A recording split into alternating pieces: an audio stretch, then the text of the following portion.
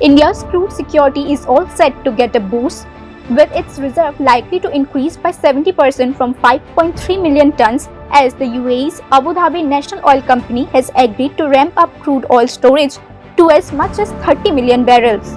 Officials said the UAE has already leased storage capacity at Mangalore in India, where it keeps nearly 6 million barrels or around 8 lakh tons of crude.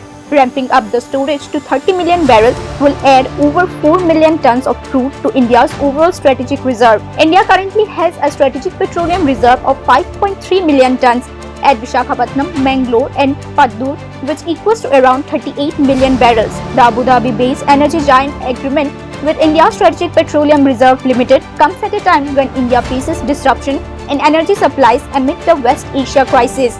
The two countries have also signed agreements exploring LNG and PNG storage possibilities in India. Bureau Report, News Now.